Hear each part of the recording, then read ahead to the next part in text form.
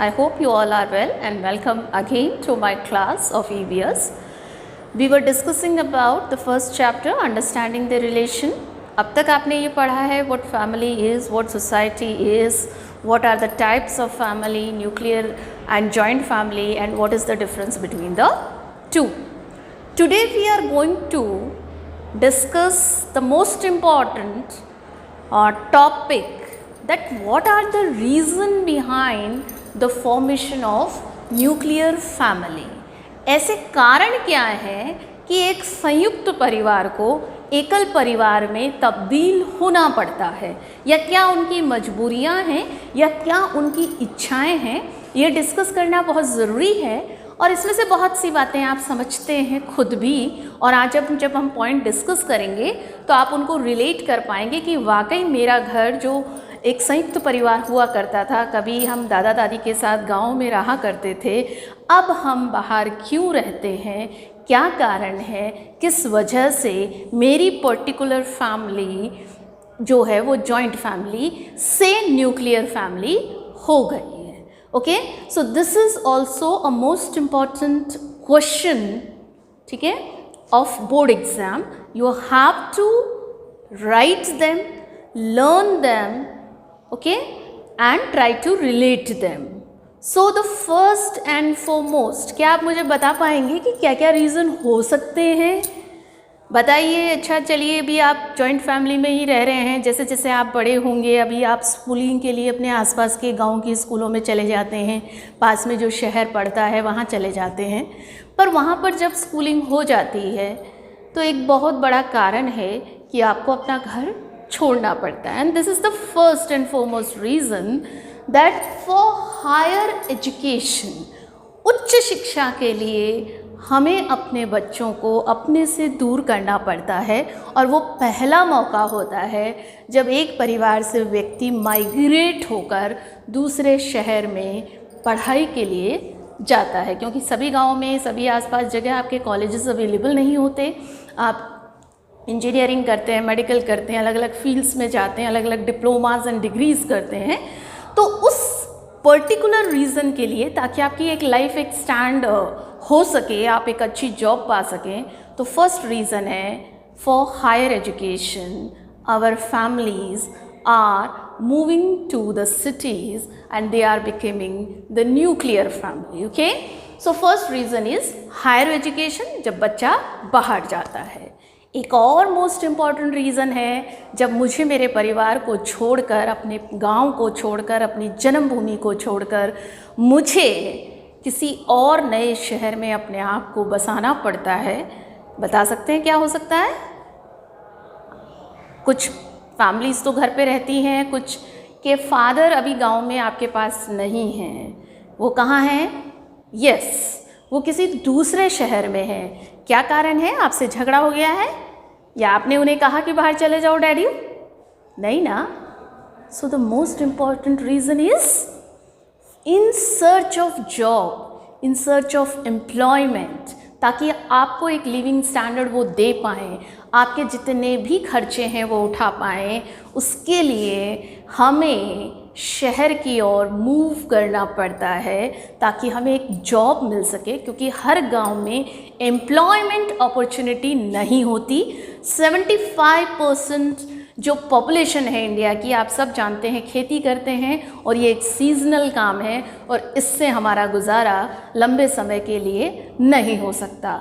So that is the most important reason. Second reason is in search of employment and job, families move to the cities and they become again a nuclear family. यानी पहले father जाते हैं, और अगर वो settle हो जाते हैं तो वो अपनी अर्निंग के अकॉर्डिंग, ओके, आपको या उनका जो पर्टिकुलर परिवार है, वाइफ एंड चिल्ड्रन, उनको वहाँ ले जाते हैं ताकि हायर एजुकेशन भी हो सके, उनका लिविंग स्टैंडर्ड भी इंक्रीज़ हो सके।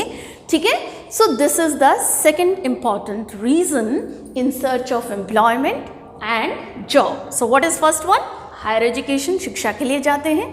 दूसरा है काम की तलाश में हमें अपने गाँव को छोड़ना पड़ता है। देन द थर्ड, ऐसा होता है ना कि जॉइंट फैमिली का मतलब है एक ही छत के नीचे दादा दादी, चाचा चाची, ताऊ, अगर बहुत सारे भाई हैं आपके डैडी के तो बहुत लंबा परिवार होता है। उनके बच्चे होते हैं, वाइफ्स लेडीज़ होती हैं, जेंट्स होते हैं। ऐसा भी होता है कि एक जना कमाता है और सबके खर्चे निकालता है। कई बार ऐसा हो जाता है कि हमारे बीच में अंडरस्टैंडिंग कम हो जाती है, हम एक दूसरे को कोऑपरेट नहीं कर पाते, सहयोग नहीं कर पाते, क्योंकि हमारी आइडियोलॉजी डिफरेंट होती है। सपोज़ आपके फादर कमा रहे हैं और दूसरे चाचा ताऊ नहीं कमा पा रहे हैं, तो उस पेरेंट्स को कहीं ना कहीं ये लगता है कि मैं मेहनत करता हूँ और मेरे बच्चे किसी चीज़ से रह जाते हैं, या मैं जितनी चीज़ लाता हूँ वो मेरे बच्चे को कम मिलती है, ठीक है। या और भी कई रीज़न होते हैं कि लेडीज़ को लगता है कि उसी को काम करना है, मेरा पति कमाता है, मैं भी काम करती हूँ, दूसरे जो देरानी या जेठानी हैं वो कम करती हैं। या कौन बुज़ुर्गों की सेवा करेगा, ये भी एक प्रश्न हो जाता है, कौन खर्चे निकालेगा। तो ऐसे बहुत सारे कारण होते हैं जिनकी वजह से कभी कभी परिवार में तालमेल नहीं बैठ पाता, और उस वजह से भी सबको अपने अपने बच्चों को उस जॉइंट परिवार से निकालकर अलग अलग बसना पड़ता है, ताकि घर में शांति बनी रहे और सभी बच्चों का लालन पोषण उनके पेरेंट्स की मर्ज़ी के अकॉर्डिंग होता रहे। सो this is also very touching कह सकते हैं हम लोग, कि ये मेंटल लेवल पे डिपेंड करता है कि आप अपनी जॉइंट फैमिली को कितने लंबे समय तक बना सकते हैं। क्योंकि हमने जब पहले डिफरेंस पढ़ा था तो हमने ये पढ़ा था कि जॉइंट फैमिली के बहुत सारे फ़ायदे हैं। वो ये है कि बच्चों को बहुत प्यार मिलता है, काम बंट जाता है, सब अपनी अलग अलग जिम्मेदारी निभा लेते हैं, तो एक बहुत अच्छा परिवार बन जाता है। मगर जब उस चीज़ में अभाव हो जाता है तो ये एक और बड़ा रीज़न बन जाता है, जो कि इसका नकार। देखिए, जब आपके फादर बाहर जाते हैं तो वो अपनी इनकम के अकॉर्डिंग अपना घर खर्च चलाना उनको पड़ता है, वो उनकी मजबूरी है। आप नहीं चाहते कि जॉइंट फैमिली न्यूक्लियर फैमिली में तब्दील है, तो जेब के अकॉर्डिंग खर्चे करने पड़ते हैं। दूसरी बात, मैं चाहती हूँ मेरी इनकम अच्छी हो गई है लेकिन बड़ा घर चाहती हूँ, तो वो आसानी से नहीं मिल पाता, हमें रेंट पे घर लेना पड़ता है। और रेंट में शहरों में जगह की बहुत कमी है, एक एक कमरा बहुत भारी पड़ता है, और एक कमरे में 8 से 12 मेंबर, 15 मेंबर आपके सारे एक साथ अकोमोडेट नहीं हो पाते। तो अवेलेबिलिटी ऑफ स्मॉल हाउसेस, क्योंकि शहरों में एक तो नेक्स्ट पॉइंट भी आप रिलेट करेंगे, दोनों पॉइंट एक साथ चलेंगे, कि यदि आपके फादर की इनकम कम है तो वो पूरे परिवार का खर्चा शहर में नहीं चला पाएंगे। वो रीज़न है कि वो सिर्फ आपको ले जा पाते हैं, सबको नहीं ले जा पाते। दूसरी बात ये है कि अगर ले जाना भी चाहता है कोई पेरेंट्स, बट वहाँ पर घर जो हैं वो इतने बड़े नहीं मिल पाते ईजीली कि आपकी पूरे 15 मेंबर वहाँ पर अकोमोडेट हो सकें। ये रीज़न भी होता है कि जब तक आपको बड़ा घर नहीं मिलता, आपकी जॉइंट फैमिली न्यूक्लियर फैमिली की तरह रहती है। द नेक्स्ट इज़, आपने देखा होगा कि घर में 15 से 20 मेंबर रहते हैं, ओके। और मेरी आदत है कि मुझे जल्दी नींद आती है, किसी को होता है कि बहुत लेट आती है, कुछ बच्चे बहुत शरारती होते हैं, कुछ लोग आलसी होते हैं, कुछ होते हैं जो पूरे दिन काम में लगे रहते हैं। मेरी इच्छा है कि मेरा दिवाली का जो त्यौहार है वो इतना धूम धमाके से हो, बहुत मिठाइयाँ आएँ, बहुत लेविशली मैं स्पेंड करूँ, खर्चा करूँ, ठीक है। और मेरे ताऊ जी को ये पसंद नहीं है। तो ऐसी बहुत से difference of opinion and different habits सभी फैमिली मेम्बर्स की पर्टिकुलर होती है, और वो अगर कोप अप नहीं हो पाती, अगर उनमें सामंजस्य नहीं बैठता, तो ये भी एक रीज़न है कि जब मैं कमाती हूँ तो मेरे बच्चे सुखी रहने चाहिए, जब मैं अर्निंग कर रही हूँ तो मैं अपने हिसाब से खर्चा करूँगी और अपनी लाइफ अपने हिसाब से जीऊँगी। इस फॉर्मूले के तहत भी आजकल धीरे धीरे धीरे धीरे बड़े परिवार, संयुक्त परिवार टूट रहे हैं, ओके।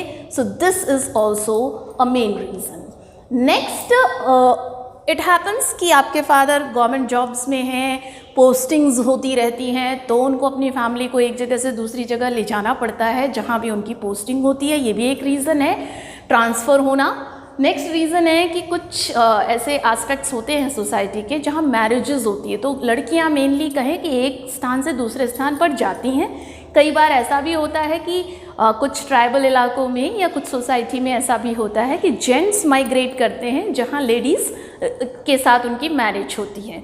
तो ये भी एक मिसलेनियस रीज़न है कि इनकी वजह से भी जॉइंट फैमिलीज़ न्यूक्लियर होती हैं। उसके बाद आप देखिए desire of liberty and modernisation, this topic links with this one. छठा फैक्टर और आठवां फैक्टर दोनों एक ही है कि मैं आज़ादी चाहती हूँ, मैं अपनी मर्ज़ी से उठूँगी, मर्ज़ी से तैयार होती हूँ, मर्ज़ी से कुछ भी खाती हूँ, करती हूँ, वो सब जो मर्ज़ी है that is called as liberty, स्वतंत्रता, बिना रोक टोक के जीवन जीने का, मॉडर्न होने का। जैसे अब आप जॉइंट फैमिली में रहते हैं, बड़े बुज़ुर्ग रहते हैं, तो हमें उसी अदब से ड्रेसेस पहननी होती है, उसी अकॉर्डिंग हमें बातचीत करनी होती है। मगर ये मुझे अगर नहीं पसंद होता तो फिर मेरी फैमिली का क्या होता है?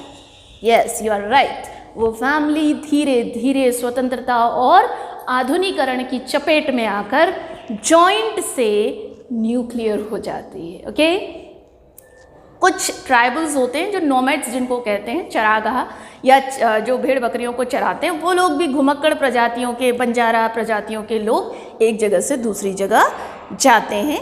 सो dear students, these are the reason जो आपके साथ होते हैं। अब आपको इन्हें रिलेट करना है, आपकी फैमिली पर कौन सा सूट होता है, क्या आप जॉइंट फैमिली में हैं, और अगर वो न्यूक्लियर हुई तो वो क्यों हुई, क्या इनमें से कोई रीज़न आपके पास है या कोई और रीज़न है, उसे आप ढूंढिए, खोजिए। And this is your homework, you have to jot down all these points, learn them, learn by heart, because this is the most important question of board exam. Okay, have a nice day. Thank you and bye bye.